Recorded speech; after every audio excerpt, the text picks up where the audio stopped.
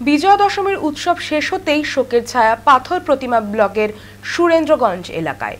পরিবারে অভাব অনটন, সংসার চালাতে মাছ ধরাই ছিল জীবনের একমাত্র অবলম্বন, আর সেই মাছ ধরার নেশাই কেড়ে নিল প্রাণ।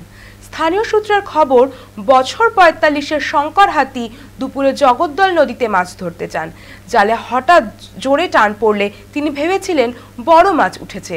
হাঁটু জলে নেমে জাল টানতে গিয়েই মুহূর্তেই কুমির তাকে মাছ নদীতে টেনে নিয়ে যায়। ঘটনাস্থলে উপস্থিত এক গৃহবধূ দূর থেকে মোবাইলে গোটা দৃশ্যের ভিডিও রেকর্ড করেন। ভিডিওতে ভেসে আসে শঙ্করের চিৎকার, কিন্তু ততক্ষণে সব শেষ। ঘটনার খবর পেয়ে গোবর্ধনপুর কোস্টাল থানার পুলিশ ও বন দপ্তরের কর্মীরা নৌকা ও লঞ্চ নিয়ে ব্যাপক তল্লাশি চালায়। ঘন্টার পর ঘন্টা অনুসন্ধান চললেও এখনো পর্যন্ত নিখোঁজ শঙ্কর হাতির কোনো হদিশ মেলেনি। এলাকা জুড়ে নেমে রয়েছে শোকের ছায়া।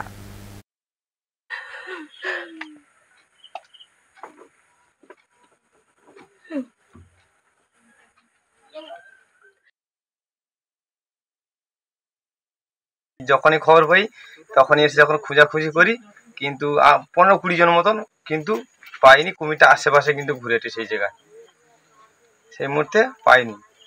আর না খুঁজে পাওয়ার জন্য আমরা চলে এসেছি অন্ধকার হয়ে যাওয়ার সময়।